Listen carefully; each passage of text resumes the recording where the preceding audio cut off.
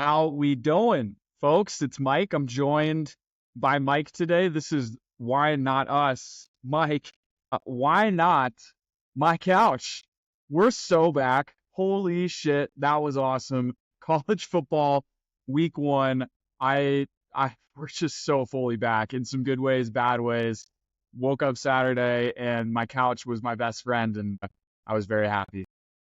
Yeah, I'm very jealous. As great as week one was, as you all know, I was working the University of Virginia game. Didn't get back home till Sunday. Saturday was, running around. Didn't get to watch as much college football as I had hoped for. But Mike, how was your Saturday? Oh, Did it was you so enjoy it? great. It was so the one thing I missed was I needed the Sunday NFL, and we're so close, but I found myself like waking up Sunday and I was like, wait, I know there's only one game on, but I don't want to be done. So I tried to like fill in the gaps. Like I tried to extend out like the F1 race 3 hours. And then I watched some like football 30 for 30s in between before the FSU or not FSU, LSU USC game, which we'll get to. But yeah, I was back into my element, man. It was the routine. We had Western Michigan on Friday night, which was electric. It didn't work out the way we did, but we were close. I felt like we made the right bet because it was close and the vibes were there. Like when they had the fake field goal, I was like, oh my God, we found it. We found the upset. Like we did it. We're going viral. And then they had like the muff punt, but we were there. It was close. We were on Then, the right track, yeah. and And there were a lot of big favorites that absolutely destroyed oh, their yeah. opponent. Week of the favorites, it felt like. But we almost had that underdog. There honestly wasn't an underdog to get. No, there was the Idaho, like Oregon game was close, but there wasn't like that, oh my God, week one, 30-point underdog upset, which means it's coming. We got to be on them. So I like us having a pick like Western Michigan each week. Hayden Wolf, not electric, dude. I didn't see the electricity out of that offense. No. And you know what? Like as much as we can give people slack, the reason Western Michigan or any team that we're on this year loses could very well be because of us. So there's not a lot we want to give them slack for. Yeah, I've got a little story about almost causing a team to lose. We'll hit to that later, but We'll get to that.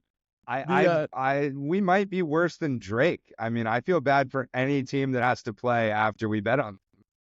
I don't think I'll go through my Saturday, right? I wake up, I'm hungover, and I get to just transfer over to the couch right away. And it was college game day. And I gotta take a little bit of my ESPN is down bad take back because they killed it. College game day was one of the best I've seen. It just felt like they did it right. When Lee Corso came out dressed as the leprechaun with the Irish fight song playing, the A&M crowd was awesome. I know you have your grudges with Pat McAfee, but him sitting next to Saban, and Saban was perfect. He was so good. He was the perfect addition. At the end, when they were doing the sign-offs, he had this moment where he was like, that was so much fun. This was awesome. Like the dude's been just in the mud every week training these 75 studs to be the best college football team week by week. Now he just gets to hang out with 7 dudes that talk football and kick fake. It was awesome, and I thought they killed it. It was really really good to see. That's how it started, and then it was just down the slate, and we'll get to each game, but I just got to give props to College Game Day. It was really maybe it was week one, and I'm just in the happiness here, Mike, but it felt like they did good. No, I agree. I love ESPN. I don't love Pat McAfee, as I've touched on, and I'm sure I'll hit on that more later this season. I love Nick Saban. Yeah, he is awesome. I'm glad he's on that show. Does he love Pat McAfee? We could get into that. Everyone's seen the tweet now of him like rolling his eyes at Pat McAfee fucking jamming to some rap music next to him. I like the vibe of the show. They're having fun. They make picks. They talk. Some guy nails a 35-yard field goal and they Yeah, go that was cool. crazy. That's the part of Pat McAfee I like, though. Like, be a side character and rip your shirt off and Right. get super pumped. Just don't be loud for 3 hours. Anyways, I need to stop. Yeah. No, but I sent you the photo on Saturday morning while you were already in a bad mood because you were in Charlottesville, which apparently is the worst college game day atmosphere in the country. But I sent Mike a photo. It was Nick Saban and Johnny Manziel, and then like Kirk Herbstreit, Lee Corso, the rest of the guys around him, and then in the middle, Pat McAfee between Johnny Manziel and Nick Saban, just as we drew it up for 2024 college game day, right, Mike? It's exactly what we wanted. It's exactly what we knew was going to happen. Um, I get it. I'll give Pat a little break. I think if It's a they great wanted, show. it's a great show. It's so good. And it was kind of teetering down. Like people had their suspicions, where's it gonna go? And it feels like they got it right, which props to ESPN. We'll get to how we felt about the other side of ESPN, the SEC on ABC. Let's get into it because the first game after college game day, it was a game that you and I came on the podcast and said we're staying away. And then that morning, the line moved 3 points in Vegas, got us. They reeled us in with their fishing rod and they got our stupid minds to bet the game. It ended up being Clemson plus 10.5, moved from 13.5 when we did the podcast. And, my initial thought when I see these, and I think this is what Jared taught me, Jared Weingard, it's people are hammering one side in Vegas once, or this was a weird one though, because it was most of the money was on Georgia. Most of the bets were on Georgia, but it still moved the opposite way, which was Vegas trying to get more money in on Georgia because they knew something. That's what my mind went to. Nope. We overthought it. Georgia slaughtered them. We'll get to the Florida Gators. I know you're all happy to hear about that.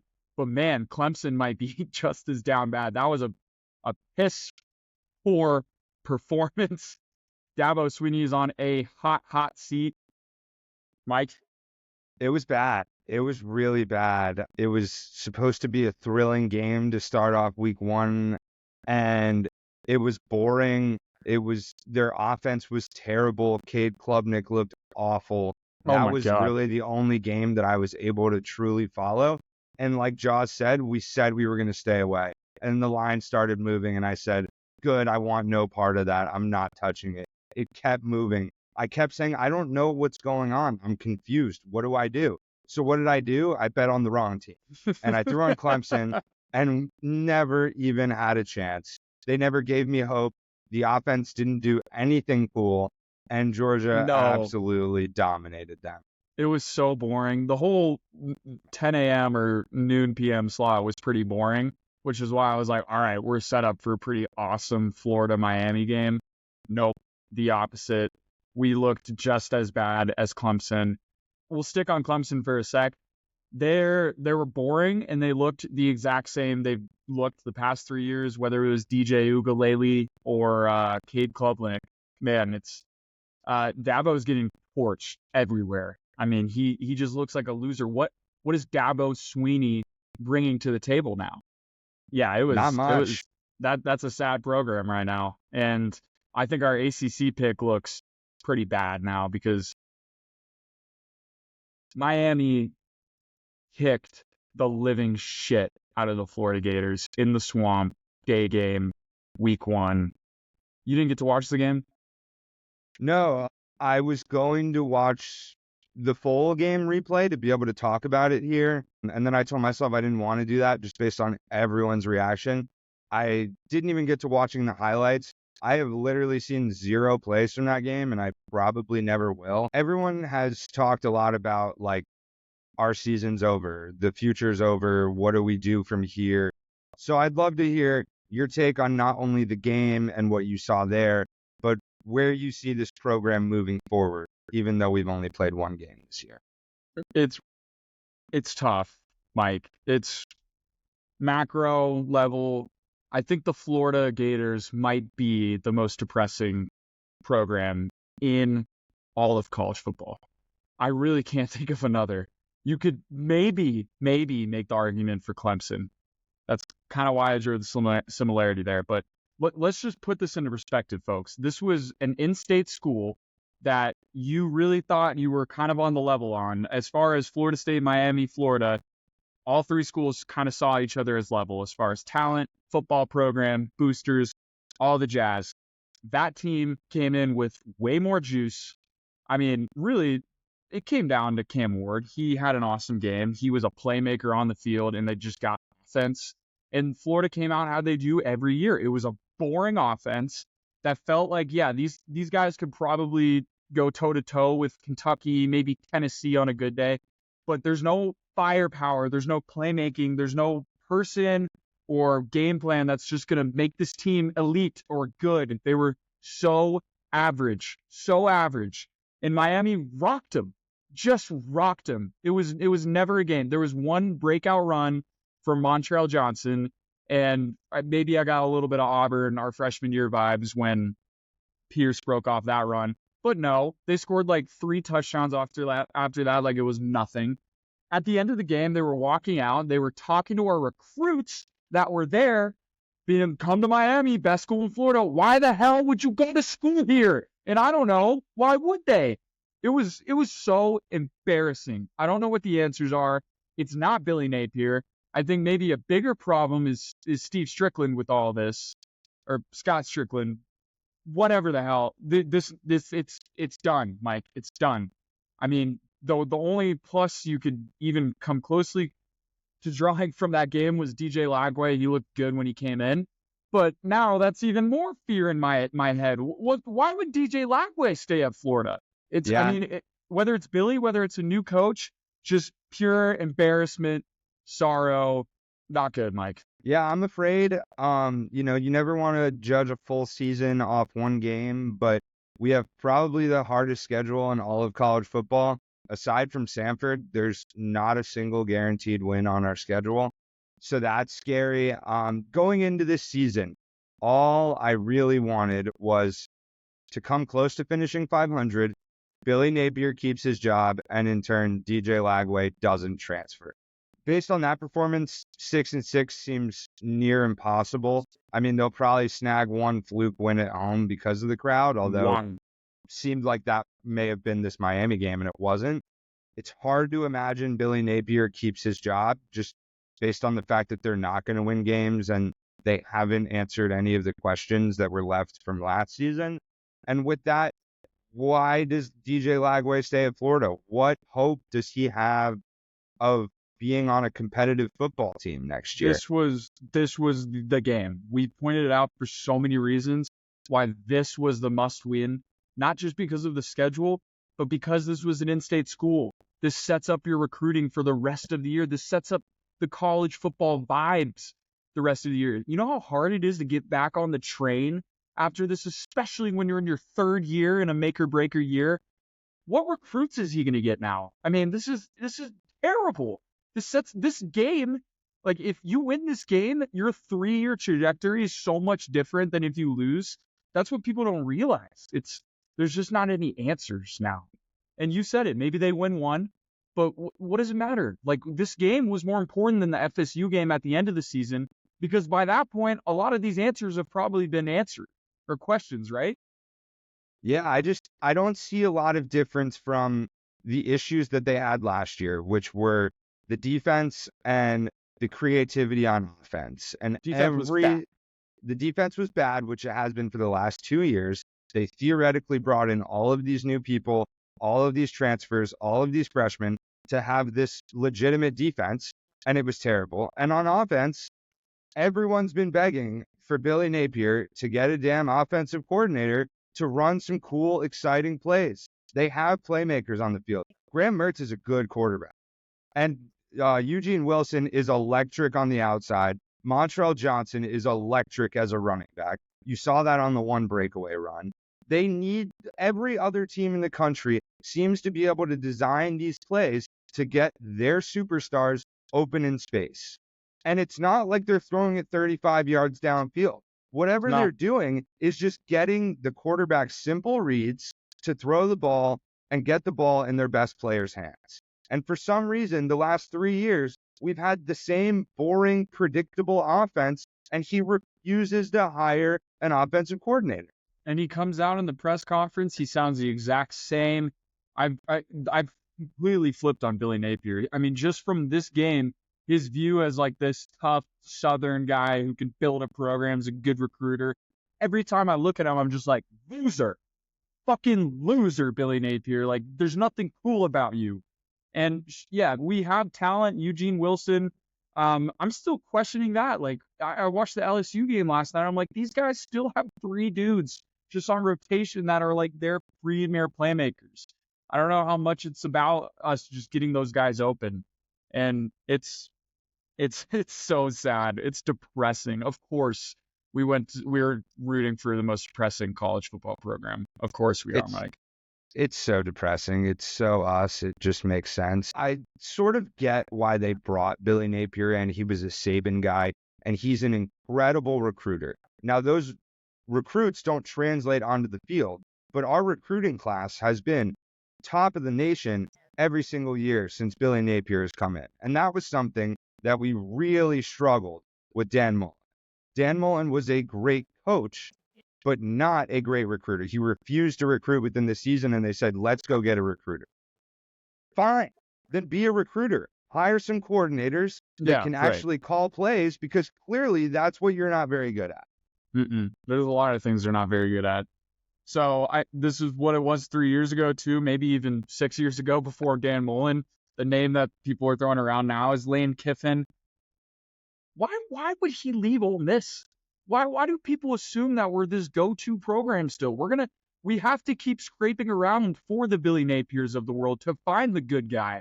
And that takes years.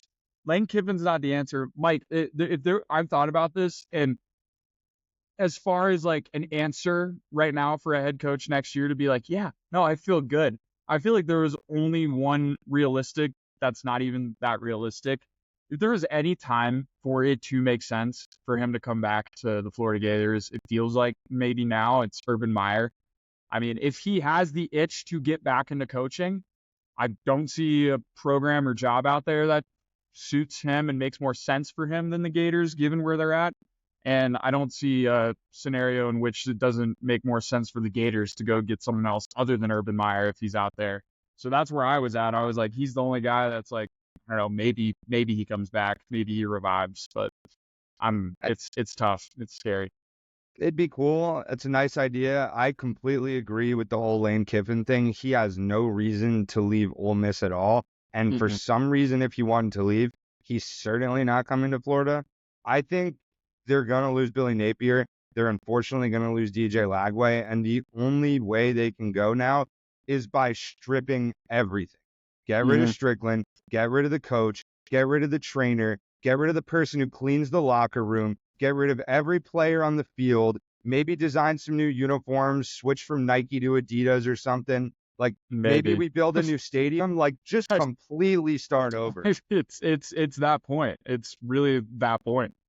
And you guys, the listeners, are going to get to grow in this podcast when we are at rock bottom, which we are right now. And we'll see where it goes, but I don't have a lot of hopes. This isn't going to be the last time that you're going to hear us complain about the Florida Gators. So I was so confident. I was like, this is a game that they need to win. The Swamp will win them there, and it just went the opposite way. So after that game, I was in some tough waters, Michael, because I had not won a bet for the entire college football season. I think I was down 20 units at that point. How many games was it? I had to be close to double digits. It was in double digits, including week 0. Yeah, it was not good. And granted, like, so a lot of those were like parlays, but they weren't like crazy 12-leggers. They were reasonable ones where I picked the winners. And so I was down bad. And then thankfully, the Saturday night game, which was an awesome game. It was what we were looking for from a game from the entire slate that day. Texas A&M, Notre Dame. Notre Dame came out on top. It looked shaky, but the whole game I was like, I chose the right team. They look like the better team. I will get concerned with this Notre Dame team when they play a tougher opponent and they start slow like this, because the entire time I was thinking this is just like the Ohio State game last year. They look in control the entire game, and Ohio State will be down 4 points at the end and get one drive, right? Those were the vibes I was getting.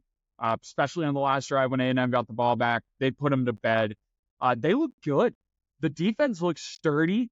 Riley Leonard didn't have his best game on the planet, but big on Marcus Freeman right now. He came into that tunnel with his team hyping his guys up, taunting the crowd, had exactly the same energy he needed. That offensive line together, which is always the staple and core of Notre Dame teams, they had like 6 starts combined, and they look great. They look sturdy. That's the unit you can build upon for the season. I'm big on Notre Dame now. I mean, I don't, and there's really there's a gap still. I mean, Georgia and Texas after this year just solidified us thinking that they're the best teams in college football. Oregon looked a little weirder. Ohio State still looks sturdy. I don't know if Notre Dame's on that level, but this is one of the teams that I've been more excited about for Notre Dame in years past, and I can't wait to be let down. But good start. It was a good start. I was on the wrong end of that game. I caught the end of it. Leonard came out after the game and made a joke that he finally started to click with the offense after 3 quarters, which I think is what you saw. They started to pull away and really felt in control in the second half. I won't get too excited about them. We're not going to really see them play a good opponent till USC in like week 9 or something, and they have to go at USC. We'll hit on them later, but they look awesome. Yeah, I think Notre Dame should win all of their games up to that point comfortably in control. I don't think you're going to see them blow many people away just based on the way they're built, but I don't think that's what Marcus Freeman expects them to do. Can the offense make enough plays in those big games, like you said, is definitely the question. But all in all, a solid start for Notre Dame. Yeah, it was my one happy moment of the weekend, and I'm glad I had it. And after the game, I had it set up that I was like, I can go even all my 20 units back if LSU, with my hedges I had, the parlays I had, wins the game. And they did not. And I felt the same way about LSU for a lot of the game that I did about Notre Dame and A&M. I was like, they look like the better team. They look better than USC did. Their quarterback looked better. Nussmeier looked better than Miller May. What's that kid's name? Miller Moss. And I was like, all right, here we go. But by the end of the game, Brian Kelly was out coached, and Miller Moss actually outplayed Nussmeier in the second half. He had a great second half. So I lost. Pretty still down bad still, but it's cool. We're putting our eggs in the week 1 NFL basket. But congrats on the win, Mike. You weren't happy about the USC pick for 72 hours before the game, and maybe that's just the way you need to go for your bets this season is fade yourself. I started to think that. I'm afraid now that I might have to start fading myself after having a Saturday where I really couldn't enjoy college football. I was fired up to lock in on Sunday. I was down on the week, needed a win. I was like, I'm all in on USC. I took a nap. I woke up about 10 minutes before the game with like nightmares. And I was like, what am I doing? Like LSU doesn't lose this game. And I was like, fuck it. I'm going to throw more on USC. Brian Kelly doesn't win big games. Like, just trust my gut. Game started off well. Both quarterbacks look great. Somehow the over didn't hit because like no one scored in the first quarter, but the offenses were moving. I felt confident. I knew it was going to be a game that would go down to the wire. And then I got hungry. And that was almost the detriment of USC. I don't leave the couch on Sundays. It's a sin. It's criminal. It's Sundays I belong on the couch. I need to watch college football. I mean, I need to watch NFL. In this case, it was college football. I order food, or I already have food, or something else where I don't need to leave the couch. And there's a pizza place right across the street. I'm like, all right, I got 15 minutes of halftime. I can go across the street. I go. They're out of pizza. I'm like, what's going on? So I quickly order ahead from a place around the corner, also pizza place. Walk in, I'd already paid on the app. I'm ready to go. I walk in, the guy's like, yeah, we're out of cheese. I'm like, okay, so how are you going to make my pizza? And he's like, I can't. And I'm like, wow, that's terrible. I already paid. What can you make? He's like, nothing. I'm like, all right, can I get a refund? No. Okay. Walk out of that place because I don't have time to figure out how to get a refund. Go to the taco place down the street, order 3 tacos. Takes like 35 minutes. I was supposed to be back to watch the full second half. By the time I got back, there was 12 minutes left in the game, and USC was losing. I'm freaking out the whole time, falling on my phone, and I'm like, I'm costing USC this game. I should have never left the couch. Things were going well. But you know what? I got onto the couch, and as soon as I put that blanket back on and took my first bite of my taco, I was like, this feels awesome. That combined with a Jaws text of, I think I'm going to win every bet this weekend, Yeah, pretty much sealed the deal for the Trojans. I didn't say that. I said I might win every bet from this game and be even, which I was attesting to. And I don't know why I said that. Dude, I don't know why I Yeah, said I that. mean, dude, I might win every bet. That was the text in quotes. And from Because I, that point on, yeah, I didn't respond. I didn't say anything. I knew that I was going to sit on my couch, eat my tacos, and watch a great finish to a football game, and that USC was going to win at the end of it. That was just, it was awesome. it's because I had them parlayed with the Phillies, who had just won a sick game in extra innings. They were up like 4 points, and I had one of my like big bets was them to win by like 7-12, and then they ended up losing outright. Dude, wow, it's really like when you and I are competing against each other, it's who's gonna mess up first. And really, it looked like with your pizza fiasco, it was gonna be you. But then it just took one confident text from my dumbass, and now we're sitting here a loser and a winner. Yeah, I pulled it out in the clutch. I made it happen. I'm going to learn from my mistakes moving forward this season. That's not something that I'm going to allow myself to do anymore. You know, it was a little week one mistake. My coach didn't prepare me for that in practice, but I rallied. I recovered a little turnover from you on the text, and I had a winning week Winning, one, and I made money. you made money this week? I did. Congrats. Thank Congrats. you. Thank You're you. welcome. All right, Means a well, lot coming from you.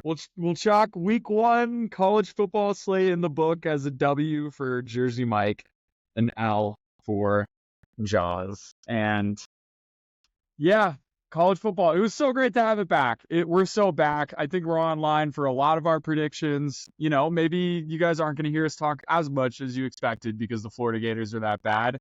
And, you know, how we'll end up this episode is we'll just kind of spew about the NFL and what we're looking forward to. We got a couple games this week. But yeah, good start. You know, the Richmond Furman or the Richmond UVA game, I think UVA covered. So boots on the ground didn't help there. Nope. Boots on the ground helped for the Virginia polo I was wearing. I just decided to fade the literal polo on my chest. Oh, yeah. Don't go back to Charlottesville. You did your time there. Don't go back. I can't. The Lane Kiffin versus Clay Hendricks game. Yeah, Lane Kiffin won 76-0. So shout out Clay Hendricks. We'll get him next year.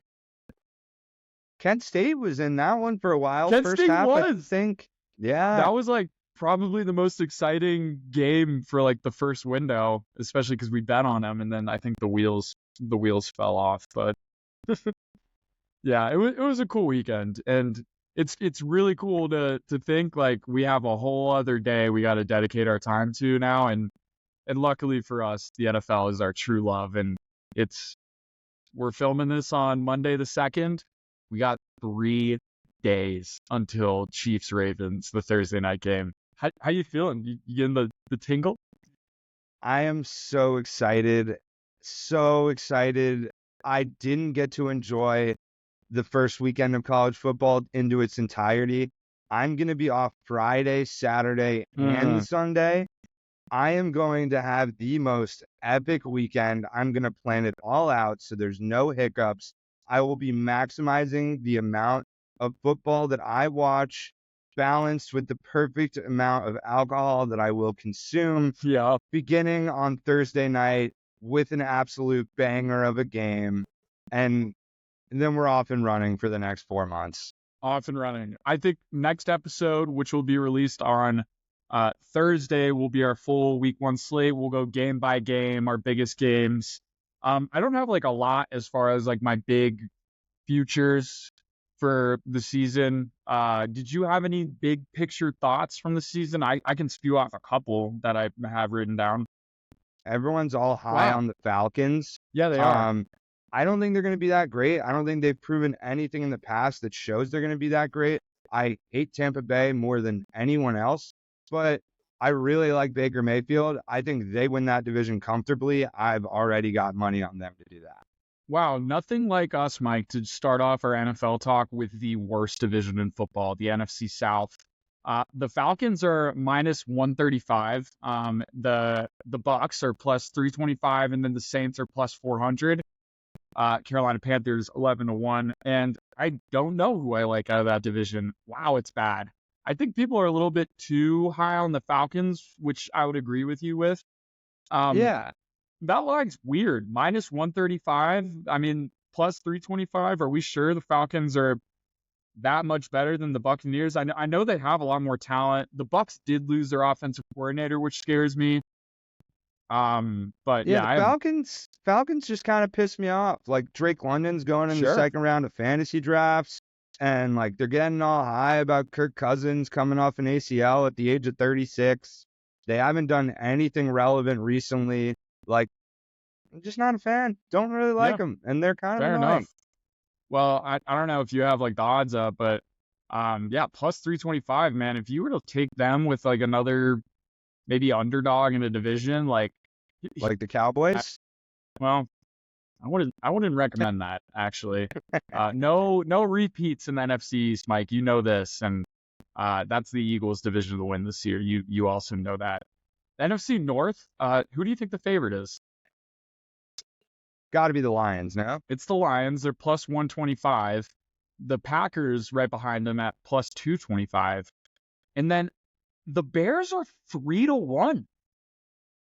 Deservedly so, though. Are you sure? 3-1's crazy. I mean, that's not a big jump from the Lions or the Packers. And I was actually kind of wanted to lean between like, watch out, the Bears could win that division if Caleb Williams is decent and that defense is good. I was just expecting to get it like 5-1, 3-1's pretty wow. Yeah, I like the Bears to make the playoffs, and I absolutely love the Packers not to make the playoffs. Wow, you're out on the Packers this year. Why? Out on the Packers, partly biased as a hater. I think Jordan Love had absolutely no film on him last year. People are going to have film. They're going to learn. Is Matt LaFleur creative enough to continue with that offense? The running backs aren't as good. The receivers really aren't that great unless this Reed guy becomes an absolute stud out of nowhere. Mm-hmm. I don't know much about their defense, but I don't think it's that elite. I think they take a step Cowboy. back. Okay, that's fair. Can I tell you where I sit right now for the Eagles-Packers game in Brazil on Friday night, and we'll see if it changes by the podcast? Yeah, going to be a great game, by the way. I'm excited. I have no idea what to expect. Like nothing. I'm actually leaning. The line right now is Eagles -3. I mean, it's not a home game, right? I mean, neutral site Brazil. If I was non-biased better, I would take Packers +3. I just Wow. don't. Packers are good. They looked good at the end of the season. I think they're one of the contenders in the NFC. You think they'll take a step back? I think that they could very easily be the one seed. Not the one seed. That division's tough, but they're a good team. People expect a lot out of them. And it's weird with the Eagles because I would almost rather them have the slow start where they lower the expectations and then they come back, which is actually kind of what I expect of the Eagles this year. 2 new coordinators. They're going to get their feet under them. I would rather have that than them fall off the cliff in week 14 again, right? So, where I sit right now is I'm just couldn't come out, and Eagles are very good week 1, and I probably will come around and be like they're going to win when we do the podcast, but right now I see value in betting the underdog. Maybe I'm just a dogs guy in the Packers. And You know what I think it is? Just to step in, I think you're nervous. I think oh, you're really? scared. Okay. All I heard there Mhm. was a bunch of excuses that are Fucking going to cover stupid. your ass You're if the so Eagles dumb. start slow this You're season. so stupid. No, dude. I was just trying to do anything opposite of what we did last year. And I'm trying to give myself a little bit of strain here because I don't know what's going to happen. So why don't I just fade myself a little bit? I'm a terrible gambler anyways. Yeah, but betting on your own team is different. You bet on your own team because you're a fan.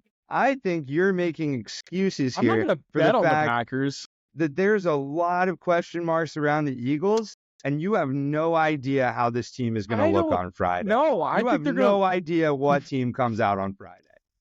All right, here's the thing. Like, if you really want to play to the matchup, for what I see right now, is the Packers are a run-heavy team. The Eagles have always been good against the run. If they can stop the run, if they can stop Josh Jacobs, then you're trusting Jordan Love to throw the ball. We'll see how that, and that's maybe the biggest question mark about the Eagles, this defense, is how does that secondary respond to intermediate passes? Are you going to get dotted up all game like you did against good quarterbacks? Or are you actually going to have some answers with Vic Fangio in there? One big prediction I have, Quinyon Mitchell, interception. He's a dark horse for Defensive Rookie of the Year as well. You keep saying that. I love him. I love him. He's going to be such a stud. And then like on the offensive side of the ball, the question is also if they can run the ball. And that is that big question mark and one I can't answer right now because I haven't seen Saquon. I haven't seen what the offensive line is like behind or without Jason Kelce. By the way, do you know who Mekhi Becton is? I've heard of that guy. He was like a top 6 pick for the Jets. He was like their left tackle. He was like that big 6'8" dude from Ole Miss. You remember who I'm talking about? Right. There's got to be a reason he's not on the Jets anymore, though. No, he's the starting right guard now for the Eagles, and he's a monster. So people saying the tush push, the brotherly shove's going away. It's not. You're going to see it week 1, and you're going to get pissed to see it again. It's still going to be there. But I've always liked Lane Johnson, the best right tackle in the league, next to a beefy guy that can lock down the interior, and we have that. So offense will be fine. And thanks for asking these questions, Mike. The Eagles are going to win this game. What am I saying?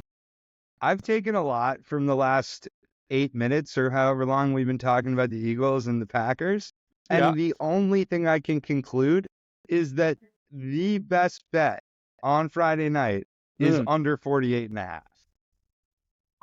Under. I agree. I'm actually over on every under week 1. I love week 1 unders. I think there's a lot of new quarterbacks. The defenses always have their shit together to start more. If I had to bet every game over under for the week 1 slate, I'm taking the under on every single one. And I like my odds to win more of those. I personally hate betting the under. I feel like it's just like such a loser way to watch a football game. And I just can't not take it in this Eagles game where you're nervous about the offense. I'm nervous about the Packers offense. And you have listen, Jaws, you have no idea what football team is stepping on the field. Like, Jahan Dotson could have 6 catches. He could have 0 catches. Saquon Barkley could have 5 catches. He could have 35 handoffs. Like, Jalen Hurts could throw the ball 45 times and 10 could be completions or 40 could be completions. So excited. You have no idea how it's going to look. And you are freaking out that your football team has to play before. I'm so excited, though. It's going to be awesome. I just hope they come out first drive and are just the dominant running of the football team we're used to. And Saquon is getting these chunk 8-yard carries that set up the 2nd and 2 play action pass to A.J. Brown where he's making moves down the middle. I just hope we see a mature, thought through offense, like we didn't have last year, right? I just want to see creativity. I want things to look forward to. I want to win. I'm excited. It's going to be cool. I thought about that. I was like, we play Friday, Mike plays Sunday, and Cowboys also have a big question mark game. I have no idea who's winning that Browns-Cowboys game because as much as I have questions about the Cowboys, I have so many questions about that Browns team, maybe more than any other team in the NFL. We'll get to final Eagles predictions. That was a good setting of the tone. Mike, what are some teams for the NFL season that you just have a big question mark around? I think another team, not super exciting, but a team that I think could be either really good or really bad is the Jacksonville Jaguars. I think it's come time to finally start talking about what kind of quarterback Trevor Lawrence is going to be for his career. Yeah, and they're not really getting talked about a lot. They're plus 275 to win the division, only, 50 points above the Colts that are plus 325. I'm kind of out on the Texans. I feel like a drop back year is coming. I know they kind of upgraded the roster, but I could see CJ Stroud kind of stepping back a little bit. And and the defense getting exposed in a couple ways. I completely agree, and I love the value at either Jags or Colts to win that division. Yeah, and like we were searching for another underdog. If you were to do like Jags and Buccaneers together, you're just going for the South division winners. Then probably some good value there. It's probably close to 10-1. Not bad. I'm out on the Bills. They have to drop down at some point. I think this is the year. They didn't obviously answer any questions in the offseason. They got worse in the offseason. And it's just fully relying on Josh Allen now. I think the Bills are going to be fighting for 500 a lot of the year. I don't think they'll make the playoffs. The AFC is good. I'm out on the Bills this year. I just don't see it. I don't disagree. I love Josh Allen. Me He's too. one of my favorite quarterbacks in the league. Might be my favorite. Yeah. I think they're just going to ask him to do too much. And if he can do it, I mean, great. But Yeah. the only guy that's proven that he can do it with that amount of talent is Patrick Mahomes. And Yeah. I don't think Josh Allen's proven that he can do that. And it certainly hasn't proven that he can beat Patrick Mahomes. I like the Chiefs to get the 1 seed out of the AFC. I think it's pretty easy path. They're in such a bad division. I was just going to say, I feel like there's question marks around a lot of teams, even the good teams. I think there's question marks around the 49ers. There's question marks around the Ravens. Like, there's question marks around the Chiefs, but they seem to answer those every year. I'm afraid that the Chiefs might make history and win their third straight Super Bowl. I realize the runway ahead of them with their bad division and just being a good team and ready for the season. I fully hope and not necessarily expect them to lose in the playoffs. I think it could even be like a playoff game where finally the Ravens shock them, or who knows, but I'm not ready to say that the Chiefs are winning the Super Bowl this year. I don't know who's necessarily coming out of the AFC, but there's still question marks there. The AFC is weird this year. I'm way more chalk on the NFC. Yeah, it's very weird. I think I'm officially going to throw a future on the Chiefs to make the Super Bowl. I think they're at a level now of where the Patriots were at with Tom Brady, where they're going to get the 1 seed. They're going to have the playoff home field advantage, and they're the favorite to make the Super Bowl. Now, you get those random Eli Manning and Nick Foles beating Tom Brady in the Super Bowl years where they can be taken down, but I don't see anyone that can take them off that pedestal right now. Exactly. That's exactly what I envisioned. They're at the point the Patriots were. Just lock them in to get the 1 seed or the 2 seed. And Patrick Mahomes is still Patrick Mahomes, and you can just lock him in to be there. Yeah, I think we were both on the same side of betting there in the Super Bowl, where ultimately I made my decision of you're an idiot if you bet against Patrick Mahomes. And I did it in every single playoff game and the Super Bowl. And that's where I stand. I hate the guy, but I respect greatness. No, we did great with Pat Mahomes in the playoffs last season. We were two of the smart guys then. Cool. So how we're going to do the NFL, guys, is me and Mike are just going to pick the spread for every game for every week, and we'll see who comes out on top at the end.